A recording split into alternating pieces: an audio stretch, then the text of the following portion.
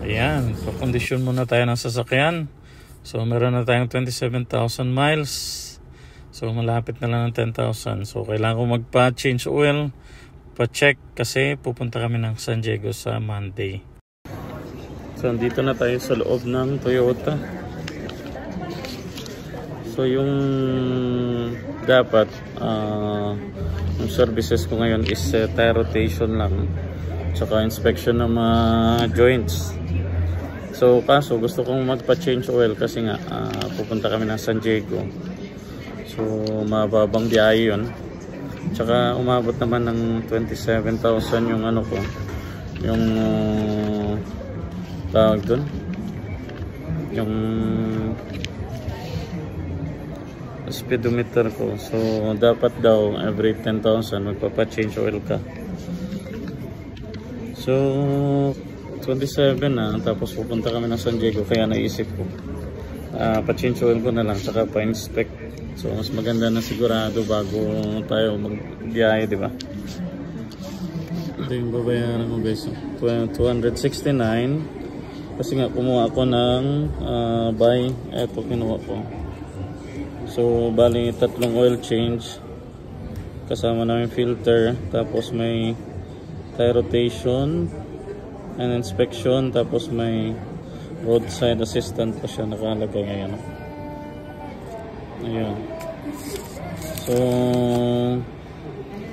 269.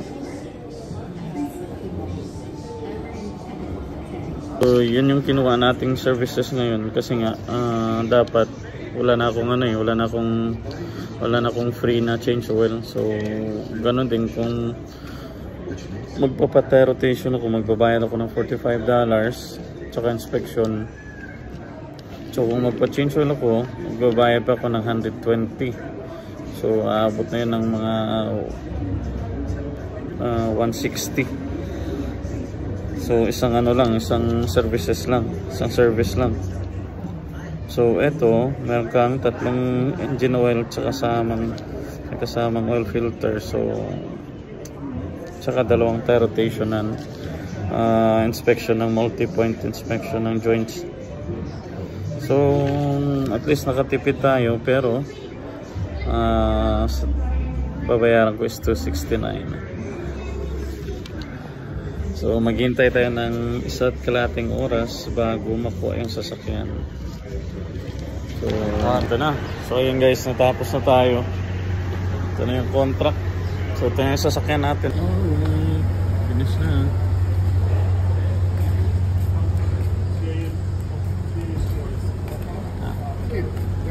Yeah. So wakas, natapos na rin. 8:20. Nagits ng oras din